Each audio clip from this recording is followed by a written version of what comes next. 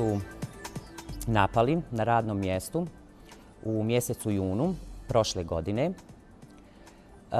To se desilo u večernjim satima. Ja sam radio sa svojim prijateljem.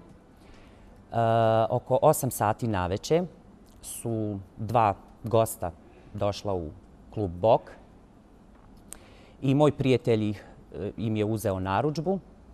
Međutim, pošto smo mi tu već malo duže vrijeme radili, smo odmah vidjeli da su to novi likovi, nove face u tom klubu. Ali nismo nešto obraćali puno pažnju na to. Međutim, njih dvojica se nisu dugo zadržali tu. Popili su piće i otišli su.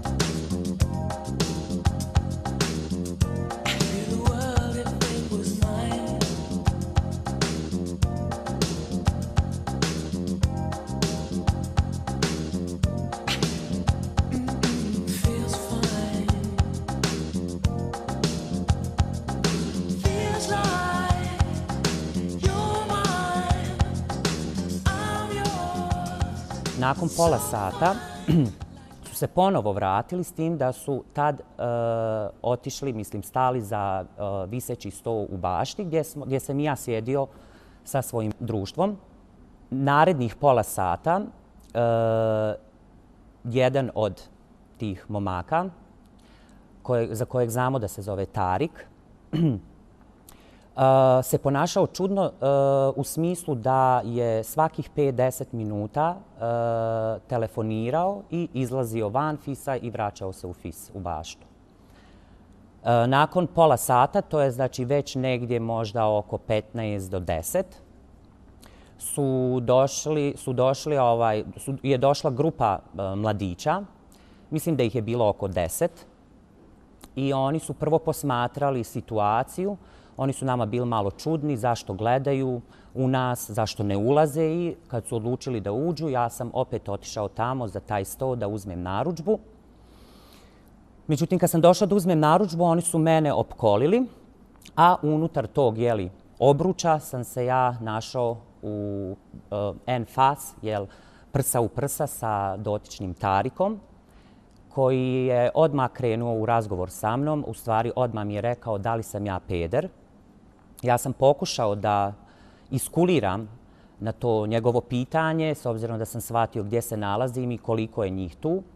Međutim, ja nisam uspio apsolutno ništa da kažem. On je mene pesnicom 2 puta udario u grudni koš. Već nakon prvog udarca ja sam imao poteškoće tokom disanja. Drugi njegov prijatelj me udarao rukama i nogama od pozadi, odnosno po leđima. Ja sam u toj cijeloj frci uspio da se izvučem, da izađem iz tog obruča, odnosno od tog kruga. I u tom trenutku su moji prijatelji, odnosno moj radni kolega i moje prijateljice koje su tu bile, one su tad tek shvatile šta se dešava. S obzirom da nisu mogle vidjeti, nisu u stvari mogli pretpostaviti da će se tako nešto desiti jer je bila i muzika, tako da nisu mogli čuti naš razgovor. Ali kad sam se ja izvukao iz tog kruga, onda su oni vidjeli da se tu nešto dešava, da se ja ponašam čudno i u tom trenutku dotični Tarik je uzeo pivsku flašu i krenuo da mi razbije glavu, ali sam se ja tu uspio brzo snaći, nekako sam se izmaknuo i on je promašio na svu sreću. I naravno na svu sreću što su samo njih dvojica mene udarala, što nisu sva 10-torica. To se desilo sve pa u roku manje od 5 minuta. Oni su jednostavno istrčali, pobjegli. Ove godine imamo neki 18 slučajeva zločina iz mržnje, od toga je neki 14 slučajeva radi se o nasilju ili prijetnjama nasiljem, znači baš da se prijetilo fizičkim nasiljem osobama. Od tih slučajeva vrlo mali broj je prijavljen i mislim da 3 ili 4 slučaja su prijavljena i tu se radi već o osobama koje se na neki način i osnaženije i više uključene u zajednicu i u aktivizam čak do neke mjere, pa su te osobe na neki način dobile neku podršku i prijavile slučajeve, dok je većina drugih slučajeva neprijavljena. Ljudi se obično jave samo Sarajevskom motornom centru, prijave slučaj i onda zbog straha od posljedica odustanu od prijavljivanja policiji i državnim institucijama. Jedan od ključnih problema jeste što se slučajevi u stvari nikad ne prijave. Razlozi su mnogi, jedan od njih svakako jeste činjenica u stvari da većina LGBT osoba u Bosni i Hercegovini nije dovoljno slobodna da saopšti svom nekom bližem krugu rodbine i roditelja i prijatelja, pa i svom poslovnom i školskom okruženju, ako se radi ljudima koji su na fakultetu možda, da saopšte da su oni drugačije seksualne orijentacije od većine. I samim time napadi koji se dešavaju konstantno i na redovnoj osnovi ostaju u potpunosti u sivoj zoni i nikad ne dokumentovani. Znači uopšte nikad ne dobiju čak ni priliku da dođu na sud. I ono što se dešava u stvari od onog velikog broja napada koji se dese, jako mali broj se prijavi, još manji broj završi na tužilaštvu, a onda tek tužilaštvo u stvari još manji broj procesuira. Hoću da kažem, znači, od jednog velikog broja napada, i to su naše istraživanja koje smo radili prošle godine i pokazala, skoro da u stvari, znači, samo neka 2-3% slučajeva na kraju ikad dođu pred sud. Tako da stvara se jedan privid u stvari da nema nasilja, a u stvari nasilje je sve prisutno. Naši policijski službenici tokom permanentne obuke obučavaju se u primjeni zakona, isto tako i prema osobama iz kategorije LGBT. Također imamo zaista dobru suradnju i u postupanju i edukaciji sa nevladnim organizacijama kao što je Fondacija Ani Bell, a isto tako i Sarajevskim motornim centrom. Mogu reći da naši policijski službenici idu na treninge i vodimo zajedničke kampanje. Jedna od tih zajedničkih kampanja bila je da se urade letci različitih formata i da se velike plakate postave na sve naše policijske objekte s ciljem da se upoznaju svi građani da mi postupamo prema zakonu isto i ravnopravno prema svim osobama. To je naš cilj i u tome ćemo svakako istrajati. Kada govorimo o problemima koje ta grupa doživljava, mogu reći da smo imali 1. februara 2014. godine tokom filmskog festivala Merlinka, imali smo napad više osoba u kinu Kriterion na LGBT osobe i naši policijski službenici su brzom intervencijom identificirali 2 osobe i protiv njih je podnesen izvještaj o počinjenju krivičnog djela nadležnom kantonalnom tužilaštvu 3-4 dana nakon samog događaja, nakon što je završeno sve dokumentovanje. Mogu reći da se radi o krivičnom djelu nasilničko ponašanje i da je predviđena kazna od 6 mjeseci do 5 godina. To je bio i znak svima ostalim ukoliko žele da naprave tako nešto da će ih dočekati zakon i zakonske sankcije i da to radi ne čine. Ja sam odmah odlučio da prijavim slučaj policiji. Policija ništa nije uradila po pitanju mog slučaja, iako su prošla 3 mjeseca. Ja sam ih nazvao početkom novembra, oni su meni rekli da ja dođem. Ja sam došao čisto da prepoznam osobe koje su oni pronašli. Riječ je o 5 osoba, 3 su bile iz Sarajeva, 2 iz nekog drugog grada, koje se zovu i prezivaju istim imenom i prezimenom kao i dotični Tarik. Međutim, oni kad su meni pokazali te osobe, to nije bio Tarik. Među njima nije bio Tarik, to su sve bile starije osobe, ja sam njima dao tačan opis kako Tarik izgleda i da nema više sigurno od 20-21 godinu. Tek tog dana ja doživljavam od strane policije znači osjećaj takav gdje vidim da oni jednostavno žele moj slučaj da zataškaju.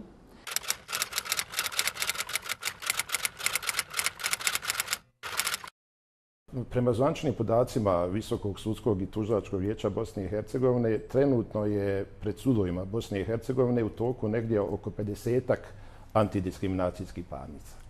Činjenica da ni jedna od tih parnica se ne odnosi na diskriminaciju po osnovu seksualne orijentacije. U nekoj ranijoj sudskoj praksi u Bosni i Hercegovini imali smo primjere nekoliko prekršajnih postupaka koji su proistakli iz fizičkog nasilja prema članovima LGBT populacije tokom Queer festivala u Sarajevu iz 2008. godine. Ništa drugačija situacija nije kada je u pitanju situacija dakle, u susjednim državama. Imamo primjer iz Republike Hrvatske, dakle nedavno je pravomoćno okončan samo jedan postupak koji je imao za predmet seksualnu diskriminaciju. Radi se o asistentu na jednom varaždinskom fakultetu koji je zbog činjenice da je gej sprječavan, odnosno nemogućavan u napredovanju u naučnom zvanju. Dakle, odgovor na vaše pitanje zavisi od toga kako ćemo tumačiti ove statističke podatke. Dakle, moglo bi se zaključiti po oskudnosti sudske prakse da se prava LGBT populacije zapravo ne krše. Međutim, mislim da bi to bio potpuno pogrešan zaključak i da mi nemamo nikakvog razloga za zadovoljstvo. Kao što je ova populacija nevidljiva u statistici sudskoj, tako je ona nevidljiva i u našoj javnosti, odnosno u društvu. Čim ta populacija postane vidljiva, nastaju problemi i pripadnici te populacije postaju predmet diskriminacije. Zapravo, diskriminacija u našem društvu je sve prisutna i sveobuhvatna, pa naravno obuhvata i članove ove populacije. Neke ankete pokazuju da 70% pripadnika te populacije su bili izloženi ili govoru mržnje ili fizičkom zlostavljanju. Kada bismo proveli neku ozbiljniju anketu naših građana, mi bismo mogli utvrditi da mnogi od njih smatraju da je homoseksualnost bolest. Dakle, jednostavno ta populacija je u našem društvu veoma loše pozicionirana, njihova prava su marginalizovana i kada je u pitanju ostvarivanje njihovih prava, mi zapravo možemo reći da su oni u najvećoj mjeri samo puka proklamacija. Do sada u radu nisam imala takvih predmeta, pri čemu je vrlo moguće da neka osoba bude diskriminisana po osnovu seksualne orijentacije i prilikom zapošljavanja. Do sada nisam imala tih predmeta.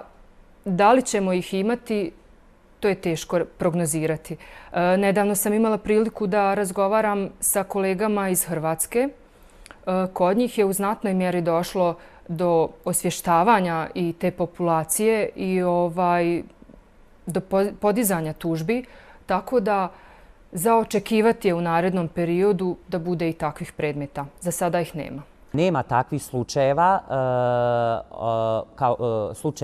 odnosno osoba koje bi prijavile nasilje iz jednog razloga, pošto te osobe nisu autovane. Odnosno, te su osobe jeli u ormaru i naravno sam taj proces prijavljivanja tu osobu može na jedan vid eksponirati pa da ili sredina ili njegovi prijatelji, nebitno roditelji, saznaju za njegovu ili njenu seksualnu orijentaciju. Tako da je to jedan od uzroka gdje osobe ne žele da prijave, a opet s druge strane ima osoba koje su out i koje žele da prijave slučaj, ali znaju šta će se desiti kad odu u policiju. I evo, ja sam tipičan primjer jednog takvog slučaja gdje je policija namjerno moj slučaj stavila pod tepih. Ja nemam ti informacija dakle, da se osobe kad prijavljuju određena krivična djela i određena ponašanja koja prema njima dakle, nisu zakonita ili kad osjećaju se nelagodno ili osjećaju strah i nesigurnost, nemam informacija dakle, da su naši policijski službenici prišli tim osobama sa nekog diskriminacijskog nivoa ili da su poduzeli nešto što nisu trebali ili da nisu poduzeli nešto što su trebali. Uglavnom svaka osoba, dakle, ne samo oni, nego svaki građanin ima pravo da ocijeni rad policijskog službenika ukoliko nije zadovoljan, da se žali, imamo instrumente i zato, dakle, od prvog pretpostavljenog, pa imamo jedinicu profesionalne standarde koja zaprima prijave građana, a tu je dakle i vladino tijelo, dakle Odbor za pritužbe javnosti, imamo i tu dakle jedno neovisno tijelo koje ocjenjuje sve te pritužbe. Tako da što se tiče Ministarstva unutarnjih poslova kantona ne bi trebalo da bude takvih problema. Ono što se u Bosni i Hercegovini mora desiti jeste moraju se pojaviti na neki način hrabri ljudi koji će biti ti koji će propitivati ovaj sistem, koji će znači, do kraja se boriti za svoje pravo da, recimo, napad na njih ili diskriminacija koju su oni doživjeli samo zato što pripadaju jednoj manjinskoj skupini, da takav, znači, jedan slučaj prođe kroz cijeli sistem. I ne samo to, nego u stvari da takav čak jedan sistem doživi i medijsku vidljivost. Kada bi se to desilo, poslala bi se jedna poruka javnosti, jedna višestruka poruka. Poruka bi se poslala prema samim LGBT osobama, znači da ipak ima nade da se, znači, kroz prijavu slučajeva može doći do neke vrste pravde, znači da mi možemo, znači da stvarno doživjeti u stvari da naš slučaj koji se desi završi na sudu i da on adekvatno bude i procesuiran. I druga strana te poruke koja je došla u javnost jeste bila naravno i svim onim potencijalnim počiniteljima krivičnih djela, da u stvari, znači, nasilje nad LGBT osobama se neće trpiti, da nasilje, znači, nad LGBT osobama nije dopušteno u Bosni i Hercegovini. Znači, na taj način bi se isto bi se slale poruke vrlo jasne da naprosto nasilje u BiH društvu nije dopušteno. Najjednostavniji je odgovor da je izostala sveobuhvatna sistemska društvena akcija. Naravno, ali to ništa ne znači, više je tu razloga i uzroka takvom stanju. Dakle, prije svega opšte stanje u našem društvu. Jedan od najangažovanijih intelektualaca prošlog vijeka, engleski filozof Bertrand Russell, je pisao da progres u društvu može donijeti samo znanje i ljubav. Čini mi se da mi zapravo živimo još uvijek u društvu u kome vladaju neznanje, predrasuda, pa čak i mržnja. Dakle, mi još uvijek nismo demokratsko društvo, još uvijek nismo ostvarili najviše standarde pravne države, jer nema pravne države i demokratskog društva bez tolerancije i bez kulture dijaloga. Naše društvo još uvijek jednostavno nije sposobno da prihvati drugačijeg, da prihvati razlike i zbog toga imamo ovakve stanje. Upravo zbog takvog opšteg stanja pripadnici LGBT populacije jednostavno ne prijavljuju diskriminaciju kojoj su izloženi, vjerovatno iskazuju na taj način i određeno nepovjerenje prema sudu i jednostavno prisutan je njihov strah od odmazde, odnosno od viktimizacije.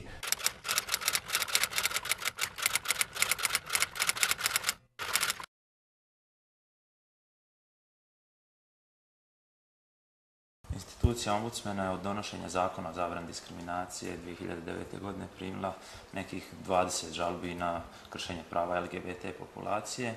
Te žalbe najviše se odnose na govor mržnje na internet portalima, verbalne napade na javnim mjestima, ometanje prilikom okupljanja, izražavanja. Imali smo par slučajeva fizičkog nasilja. Imali smo jednu žalbu koja se konkretno odnosi na fizičko nasilje.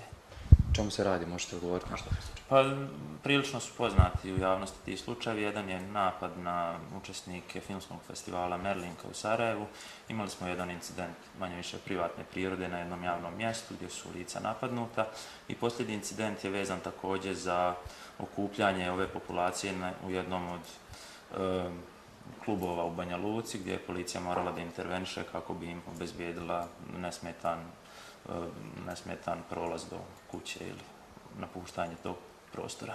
Prošle godine smo radili jedno veliko istraživanje koje je uključilo preko 500 LGBT osoba iz cijele Bosne i Hercegovine, iz preko 30 različitih opština. To je znači jedan poprilično velik uzorak koji pokriva cijelu Bosnu i Hercegovinu i pokazalo se u stvari da više od pola LGBT osoba, znači svaka druga LGBT osoba doživi neki oblik nasilja.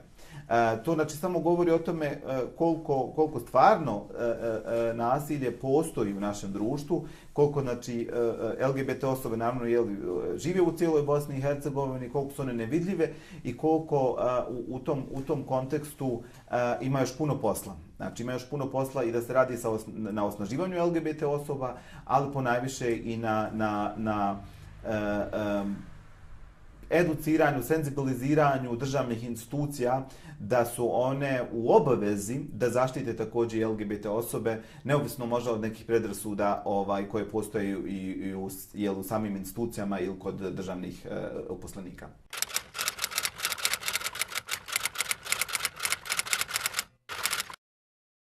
Razlikovanje po osnovu seksualne orijentacije je jedan od zabranjenih osnova diskriminacije. Radi se o članu 2 zakona o zabrani diskriminacije. Dakle, mi imamo relativno dobar zakonodavni okvir i u zakonu o zabrani diskriminacije iz 2009. godine su ugrađene najvažnije međunarodne antidiskriminacijske direktive.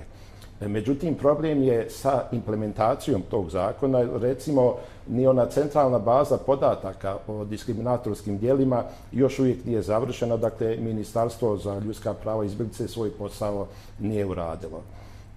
Centralna institucija za zaštitu od diskriminacije po ovom zakonu je zapravo institucija ombudsmana. Oni ne mogu svoj zadatak izvršiti ako nisu kadrovski osposobljeni i ako im nisu stavljena na raspolaganja odgovarajuća finansijska sredstva. Što se tiče samog zakonodavnog okvira, bez obzira što je on relativno dobar, on još uvijek nije adekvatan i trebalo bi pristupiti novelaciji zakona o zabrani diskriminacije kako u pogledu materijalnih odredaba, tako i u pogledu procesnih odredaba. Prije svega mislim da treba promijeniti odredbe o izberivoj mjesnoj nadležnosti i približiti nadležni sud prebivalištu žrtve, jer je ona uvijek slabija u tom materijalno-pravnom odnosu sa diskriminatorom. Neophodno je promijeniti odredbe o rokovima zastare i propisati da u slučajima sistemske kontinuirane diskriminacije, znači jednog trajnog procesa diskriminacije, nema zastarijevanja. Treba uvesti dokazno sredstvo, takozvani tester. Također bi trebalo pojasniti i poboljšati odredbe kada je u pogledu institut takozvanog okretanja tereta, dokazivanja, mjera osiguranja i tako dalje. Dakle, ja vjerujem da ćemo u skoroj budućnosti i pristupiti toj novelaciji jer organizacija OSCE-a radi na tom zadatku. Ovih 5 godina su pokazali da jednostavno sam zakon po sebi nije dovoljan. Zakon omogućava u slučaju da se desi diskriminacija i u slučaju da imate advokata i u slučaju da ste dovoljno hrabri i osnaženi, neovisno sad da li ste pripadnike LGBT zajednice ili neke druge manjinske skupine, da li ste Rom, žena ili bilo ko je marginalizovan na neki način ili diskriminisan u našem društvu, da možete ići na sud. Rijetko ko ima te uslove, da je dovoljno i osnažen, da ima advokata, da ima vrijeme, da ima živce, da se time bavi. Antidiskriminaciona strategija stvari okreće na drugi plan i antidiskriminaciona strategija u stvari polazi od toga da sud treba biti zadnja instanca. Mi u stvari trebamo da radimo da se provode sve one proaktivne mjere, a kad kažem proaktivne mjere mislim na senzibiliziranje građanstva kroz kampanje, informisanje građana. Mislim na edukaciju sudija i tužitelja, ali i drugih državnih službenika. Mislim također na rad na pojedinačnim problemima, kao što su, na primjer, diskriminatorni udžbenici u školi koji postoje. Znači, imate tu jedan bezbroj aktivnosti koje bi se mogli raditi, koje bi išle ka tome, u stvari, da se promoviše jedna klima tolerancije, prihvatanja različitosti u našem društvu, kako uopšte ne bi dolazilo, u stvari, do slučajeva na sudu. Strategija o zabrani diskriminacije bi također omogućila, u stvari, da se sve one obaveze koje se spominju u zakonu o zabrani diskriminacije vrlo jasno definišu u strategiji i da se vrlo jasno odredi ko je nadležan, dokad to mora uraditi, ko su partneri u tim procesima, koliko to košta i ko je uopšte nadležan, znači, da vrši monitoring provedbe tih obaveza. Tako da bi u stvari jedna strategija mogla da bude jedan dokument koji će reći koja je institucija zašto nadležna i šta će da uradi. Ona bi mogla da pokrije različite aktivnosti i mogla bi također da pokrije različite manjinske skupine. Znači, ona bi mogla također da se bavi ne samo u ovom slučaju LGBT osobama, već ona bi trebala da bavi naravno i drugim grupama koje su diskriminisane u našem društvu i da se na taj način ima jedan sveobuhvatan pristup rješavanju ovog problema. Mi smo svjedoci da mi usvajamo mnogo raznih strategija. Međutim, sve su one na papiru veoma dobre, međutim, problem je u provođenju tih strategija. Jednostavno, javne vlasti ne pokazuju dovoljno niti želje, niti snage da provedu u djelo ono što same usvoje. Tako da ja nisam optimista još uvijek kada su u pitanju te strategije. Na kraju krajeva imali smo strategiju kada je u pitanju romska populacija i ništa značajno se u našem društvu nije promijenilo.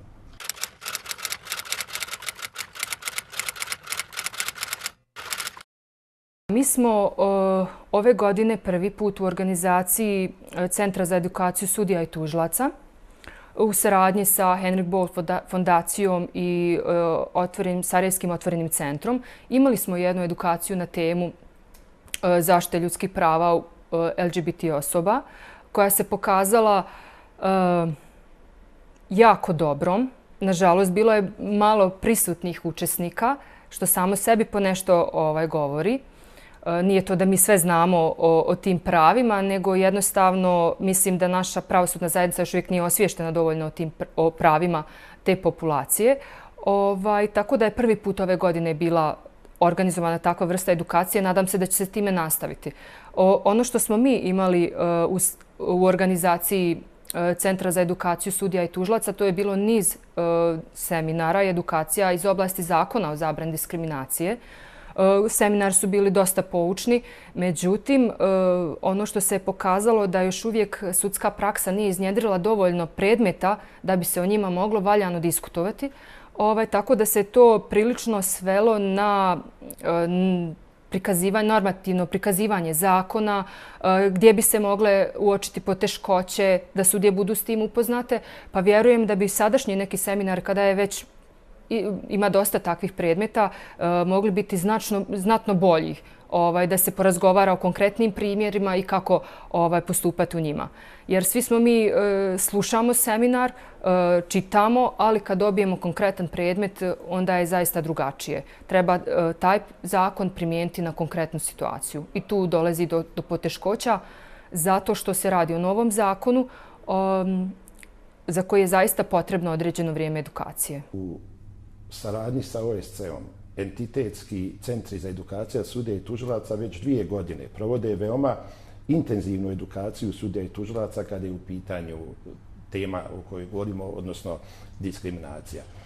Ja sam edukator na tim okruglim stolovima i seminarima i sam sam primijetio da ni pojedine sudije nisu lišene određenih predrasuda kada je u pitanju LGBT populacija.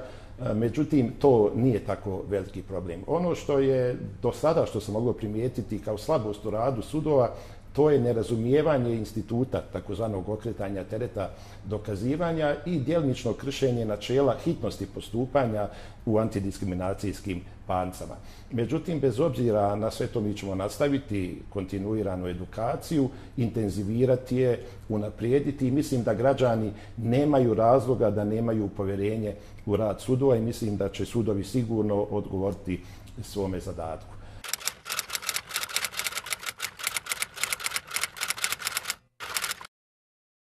Ja se oduvijek osjećam nesigurno. Još kad sam se ja realizirao sa 18 godina i kad sam sa 19 godina došao u Sarajevo da živim i da studiram, ja sam se već tad osjećao nesigurno. Ali poslije tog incidenta, naravno da sam se osjećao i da se sad osjećam nezaštićeno jer znam da su moja osnovna prava na život uskraćena i ugrožena, naravno. Jer ja sam nastavio da radim, ali je meni toliki psihički, ako mogu reći,